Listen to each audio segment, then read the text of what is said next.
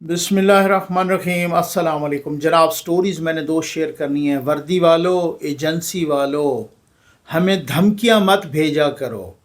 अगर हमारे साथ बदमाशी की तो हम तुमसे बड़े बदमाश हैं, हमसे बड़ा बदमाश है ही कोई नहीं। इस पे बात करनी है। और हुकूमत ने इमरान खान के ख़िलाफ़ एक बड़ी कार्रवाई का फ़ैसला कर लिया है। ये कार्रवाई क्या है ये अभी आपको मैं बताता हूँ। बस जल्दी से आप चैनल सब्सक्राइब कीजिए, जहाँ घंटी का निशान बना उसे प्रेस कीजिए ताकि हर नई आने वाली वीडियो आप तक पहुँचती रहे। हमारे वाटर प्रोजेक्ट्स जो अल्लाह के करम और आपके ताउन से लग रहे हैं, उन इलाकों में लग रहे हैं जहाँ पानी कोई नहीं है, जहाँ लोग जोड़ों का पानी पी रहे हैं, मसाजिद के दरवाजे पे लग रहे हैं, नमाजी भी मुस्तफ़ीद हो रहे हैं, रोज़ादार भी मुस्तफ़ीद होंगे इंशाअल्लाह। और आप अपने मरहूमीन के इसाले सवाब के लिए एक वाटर प्रोजेक्ट ज़रूर लगाइए। उन प्यासों की प्यास बुझाइए जो जोड़ों वाला पानी पी रहे हैं। ख़बरें आप सुनते रहें। एक माफ़ीनामा भी आ गया है, वो मैं पहले सुनवाता हूँ, चूँकि मैंने पहले वीडियो क्लिप नहीं दिखाया था। अब आप ये दोनों सुन लें और दोनों देख लें। अनवर मकसूद साहब जो पहले भी बहुत सारी पुठी चवलियाँ मारता रहता है, पता नहीं, मैं समझता हूँ कि भाई किस तरह का अजीब है, लेकिन वही मेरी बात एक एक लफ्ज़ मैंने ऐसे शुरली में नहीं कहा कि यूथिया उसका अपर चैम्बर फारिग होगा। यूथिया चाहे रेडी वाला होगा या चाहे पीएचडी होगा, बराबर का जाहिल होगा। और जब तक यूथिया वायरस की वैक्सीन नहीं आती, अगर आप उल्टे भी खड़े हो जाएं इससे काम नहीं आएगा। ये आप मेरे अल्फाज लिख लें, बिल्कुल मैं आपको कहता हूँ चैलेंज करके कि ये गलत साबित हो जाएं। ये वैसे ही आप ज़रा सुन लीजिए। ये अनवर मकसूद साहब, कब्र में बंदे के पैर हों और फिर भी जलालत अगर अल्लाह ने मुकद्दर में लिखी हो तो फिर ऐसे ही होता है। ये देख लीजिए ज़रा। यूथियों ने कहा इसको उठा लिया गया है। वो इतने यूथियों ने तमाशा बनाया, अनवर मकसूद को उम्र का ख्याल भी नहीं किया गया और घर से उठा लिया गया है। उसने वो तरदीद कर दी है और फिर तरदीद करने के बाद मजम्मत नहीं की कि भाई मेरे बारे में झूठ गढ़ा गया है, झूठ फैला रहे हो। ये कहा क्या था, ये शर्म का मकाम है, ये इसके अपने डूब मरने का मकाम है अनवर मकसूद का। एक अनवर मसूद साहब भी हैं, क्या बात है। मैं समझता हूँ अमार मसूद साहब के वालिद, और वो तो मैंने वैसे ही मोहब्बत में कह दिया है क्योंकि अमार मसूद साहब हमारे भाई हैं, अदरवाइज उनका कोई ये इंट्रोडक्शन तो नहीं है कि वो अमार मसूद के वालिद हैं। वो तो क्या बात है भाई। अनवर मसूद साहब जो कि बहुत ज़बरदस्त किस्म के शायर, दानिश्वर, एक लिखारी, मैं क्या एक इंस्टीट्यूशन है, इंस्टीट्यूशन।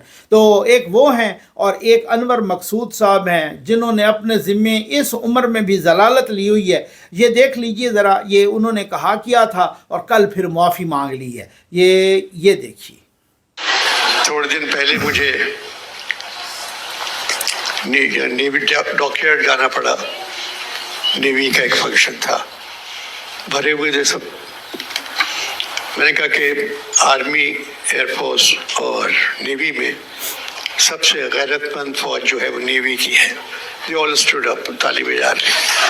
तो मैंने कहा ये डूब के मर जाते हैं।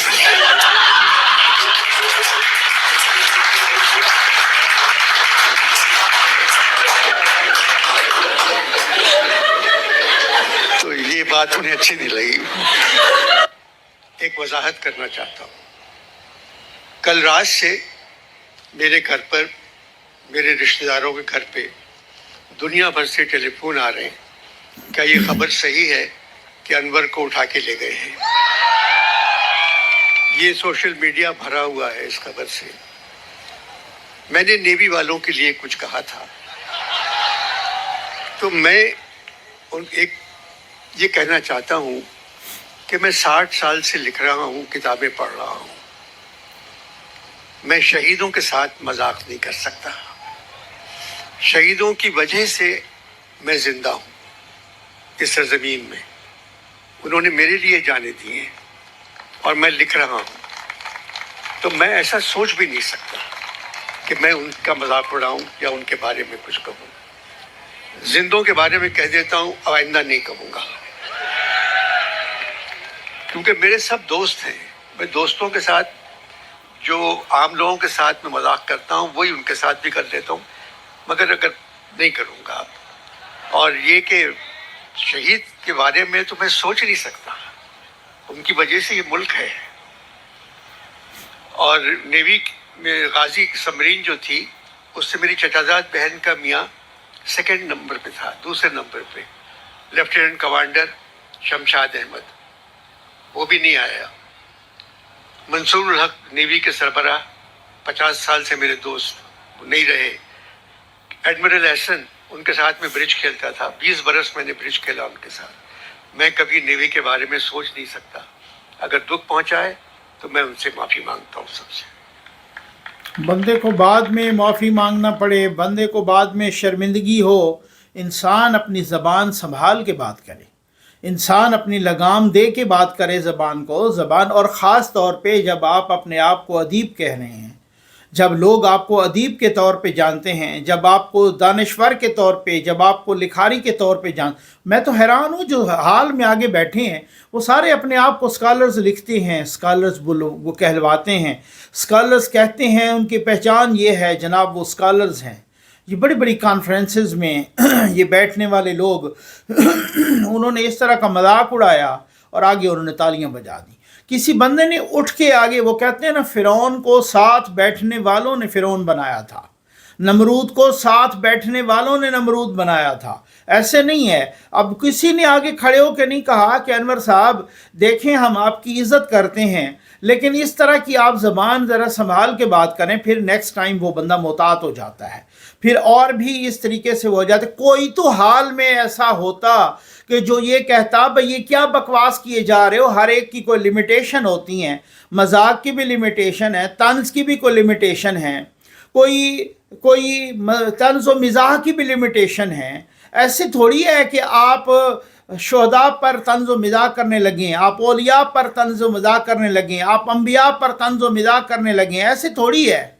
ये कोई अदब में, ये कोई इस तरीके से आपके बाप की बादशाही थोड़ी है कि अदब में जो भी बेअदबी करते जाएं, ये ऐसे नहीं होता, इस तरीके से नहीं होता। असल में मसला ये होता है कि जब आप में यूथिया वायरस घुस जाता है, फिर आपकी अक्ल पर जो है ना ताला पड़ जाता है, फिर आपका अपर चैम्बर फारिग हो जाता है, फिर वो रेडी वाला हो या PhD हो, वो बराबर का जाहिल होता है। मैं ऐसे नहीं कहता। ये क्या कहा मौलाना साहब ने कल के जलसे में, ज़रा आप खुद सुन लीजिए, फिर उसके बाद इस पे बात भी करते हैं। सूरत हाल क्या है ये लीजिए। ये बता दूं कि हमें धमकियां मत भेजा करो, वर्दी वालों, एजेंसियों वालों, हमें धमकियां मत भेजा करो। धमकियों से हम डरते नहीं, हम बिगड़ते हैं। हम तो तहम्मुल का मुजाहरा कर रहे हैं। हमने तो इन जियालों को काबू रखा हुआ है, और अगर हमने आने का फैसला किया तो तुम्हारी गोलियां खत्म हो जाएंगी, हमारे सीने खत्म नहीं होंगे इंशाअल्लाह।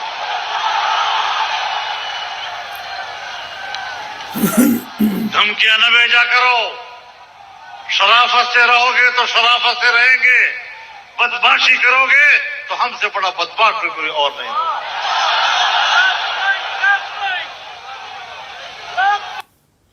मौलाना साहब एक्शन में है भाई, हमें धमकियां ना भेजो। इसका मतलब है किसी ने धमकियां भेजी हैं, इसका मतलब है किसी ने तो धमकी दी है। मौलाना साहब ने कल बड़ा मुतासर कौन शो किया है पेशावर में, और ज़ाहिर है मौलाना साहब जब भी शो करते हैं, इस तरीके से जलसा करते हैं, तो मौलाना साहब बहुत ही डिसिप्लिन के साथ करते हैं। इतनी बड़ी तादाद में लोगों का आना और एक गमला भी न टूटना, इतनी बड़ी तादाद में आना और कोई लॉ एंड ऑर्डर की सिचुएशन पैदा ना होना, ये आपके अपने लीडर का कमाल होता है। ये जो आपको लीड कर रहा होता है उसका कमाल होता है। लोग अपने लीडर को देख के ही अपना पैंतरा बदलते हैं।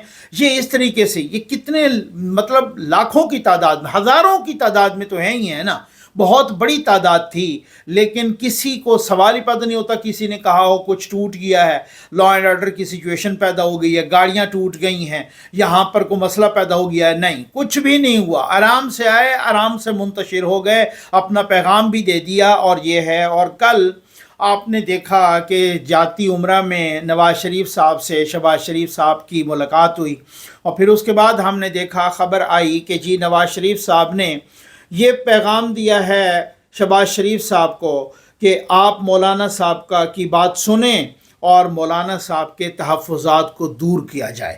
مولانا صاحب نے بھائی دیکھیں اب کوئی آ رہا ہے کہ جی وہ پرانا مسودہ آ گیا سامنے یا نیا، میں مانتا ہوں سارا پرانا مسودہ بھی آ گیا ہوگا، مولانا صاحب کے سائن بھی ہوں گے، یہ بھی ہوگا، وہ سب کچھ ہے، ٹھیک ہے، لیکن کیا 26ویں آئینی ترمیم کے وقت مولانا سے یہ وعدہ کیا گیا تھا یا نہیں؟ اگر یہ وعدہ کیا گیا تھا اور پھر اس وعدہ کرنے کے باوجود پھر وہ بل بھی پاس ہو گیا قومی اسمبلی سے بھی اور سینٹ سے بھی، تو پھر زبان کا پاس ہونا چاہیے۔ پہلی بات تو یہ ہے کہ ہم نے جب سے یہ ریٹن معاہدے تب سے آئے کہ جب سے ہم نے زبان سے مکرنا شروع کر دیا۔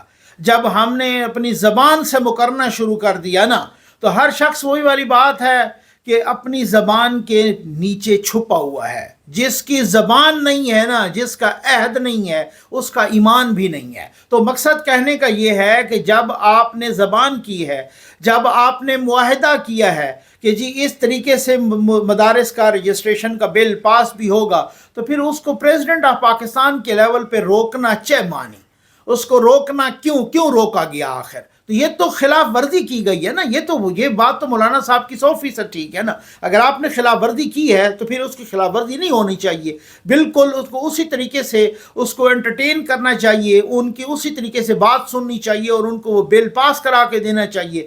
آپ نے 26ویں آئینی ترمیم ان کے ساتھ پاس کرا لی ان کے تعاون سے، اور پھر ان کا بل روک لیا، یہ غلط بات ہے۔ خیر اب وہ دیکھتے ہیں کہ کیا ہوتا ہے۔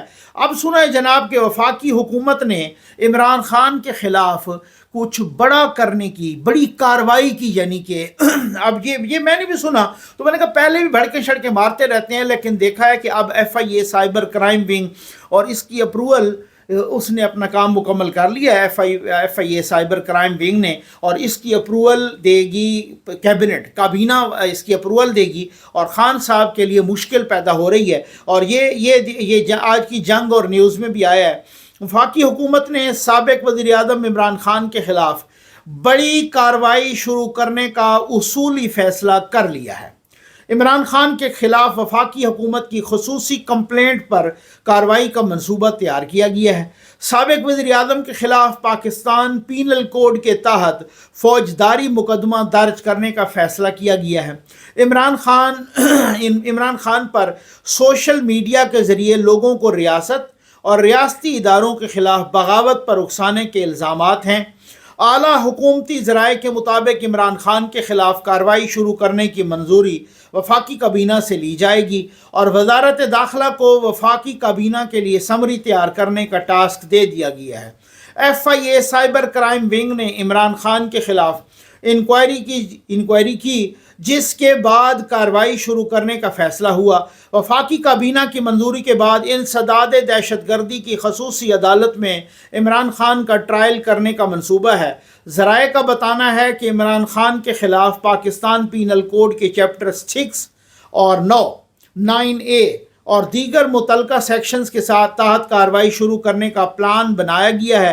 CRPC کے سیکشن 196 کے تحت کمپلینٹ فائل کرنے اور مختلف جرائم پر ملزمان کے خلاف کارروائی کے لیے وفاقی کابینہ کی منظوری ضروری تقاضا ہوتا ہے، اور یہ منظوری وفاقی کابینہ سے لی جائے گی۔ اچھا اب بات یہ ہے، بہت سارے لوگ کہتے ہیں بجائے نہ نیٹ بند کرنا پڑے گا، نہ سوشل میڈیا کی کوئی ایپ بند کرنا پڑے گی، کچھ بھی نہیں بند کرنا پڑے گا۔ اب لوگ کہہ رہے ہیں جناب کہ جنرل فیض کی کارروائی کا وہ نتیجہ بالکل قریب آ گیا ہے، فیصلہ آنے لگا ہے، اس وجہ سے عمران خان اور PTI ان کو بچانے کے لیے کبھی سول نافرمانی تو کبھی کیا تو کبھی کیا، یہ والے سے ٹھیک ہو گیا۔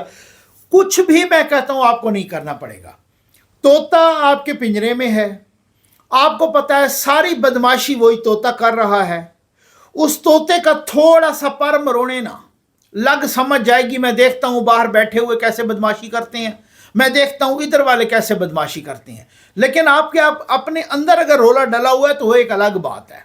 اگر اداروں کے اندر ابھی تک بیویاں کنٹرول نہیں ہو پا رہی تو وہ ایک الگ بات ہے، وہ آپ نے خود کنٹرول کرنی ہے، ٹھیک ہو گیا, میں معذرت کے ساتھ میں اس طرح کی بلو دا بیلٹ بات نہیں کرتا, لیکن یہی حقیقت ہے اس کے میرے پاس. اس وجہ سے میں پہلے نہیں مانتا تھا, لیکن جب میرے سامنے ثبوت آئے ہیں تب میں مان گیا ہوں. جب میں نے خود دیکھا ہے, جب میں خود بیٹھا اور ادھر ادھر ڈسکشن ہو رہی تھی تو پھر میں نے دیکھا, پھر اس کے بعد مجھے پتہ چل گیا کہ اچھا ٹھیک ہے, یہ بیویوں اور بیٹیوں کی انکنٹرولیبل ہیں, اس وجہ سے یہ صورتحال ہو گئی ہے. اچھا پھر اب اس میں معاملہ کیا ہے, یہ مقدمہ ہو, سائبر کرائم کا ہو, 9 مئی کا ہو, کوئی بھی ہو, تگڑے ثبوت لائیں, ایویڈنس تگڑا ہو, جو پراسیکیوشن ہو اس کے پاس تگڑے ثبوت ہوں, بالکل سالڈ ایویڈنس ہو, irrefutable ایویڈنس ہو, وہ اس کو جلدی سے کرائیں سزا. اس کو ایک دفعہ سزا ہو جائے نا, اور وہ سزا برقرار رہے, اس سزا کو سپریم کورٹ تک لے جائیں اور وہ رہی برقرار. اس برقرار کی بنیاد پر پھر اس کے بعد ان کی ہو جائے نااہلی 5 سال تک, یہ طوطا چپ کر جائے گا. اس کو پتہ چلے نا میں نااہل ہو گیا ہوں 5 سال تک یا 10 سال تک, یہ بالکل اس کی بولتی بند ہو جائے گی. اس کا ادھر ہی پر مڑوڑ دیا کرے نا ذرا قانون اور آئین کے مطابق, پھر ذرا اس کی پر مروڑے نا, گردن بھی ابھی نہ مروڑیں, پر صرف مروڑیں, اور اس کو ذرا دم پہ پیر رکھے نا طوطے کے نا.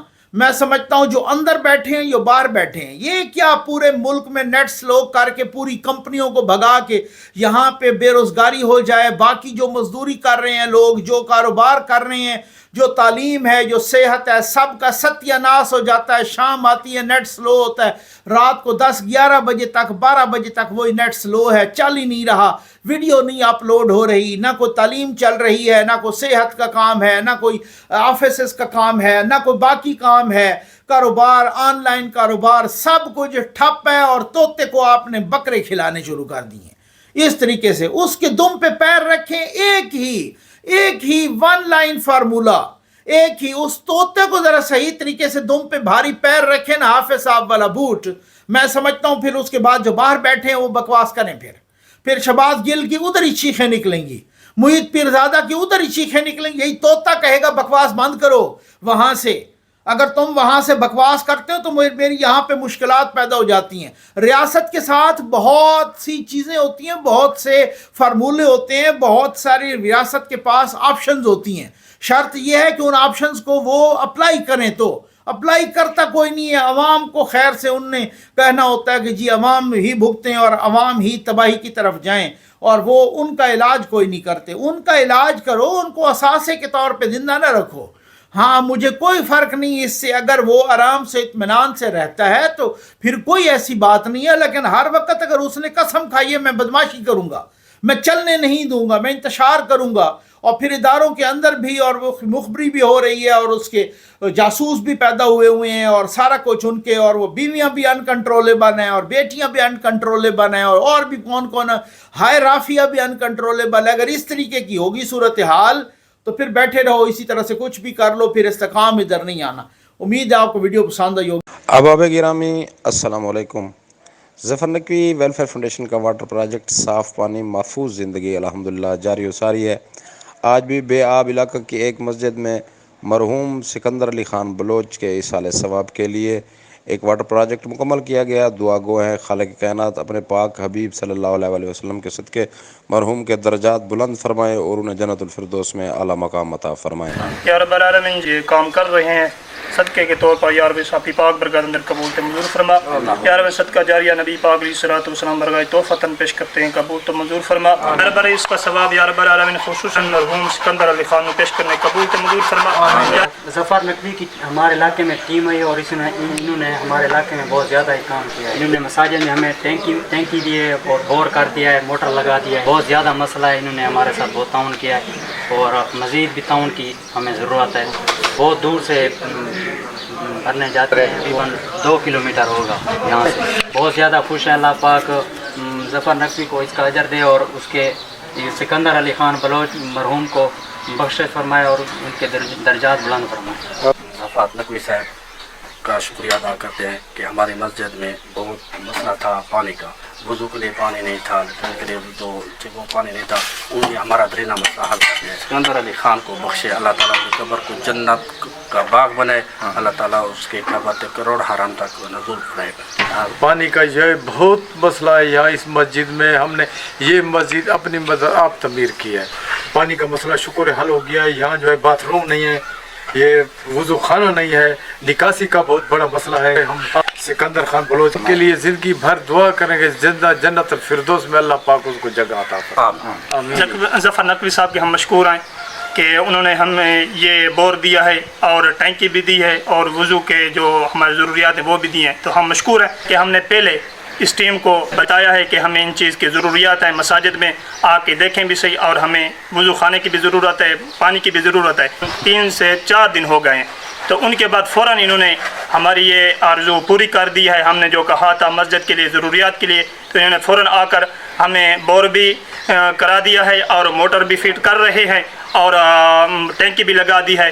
تو اور اللہ تبارک و تعالیٰ ظفر نقوی صاحب کو بھی ترقیاں عطا فرمائے اور مزید ان کو مساجد کے نیک کام کی کرنے کی توفیق عطا فرمائے۔ دعا کرتے ہیں قیامت تک سکندر علی خان کے کہ ان کے ایصال ثواب کے لیے یہ کام جاری و ساری ہے، تو ہم بھی دعا کرتے ہیں کہ اللہ تعالیٰ بارک و تعالیٰ ان کے درجات بلند فرمائے، ان کو جنت میں اعلیٰ مقام عطا فرمائے، اور قیامت تک ان کے لیے یہ دعا خیر کرتے رہیں گے۔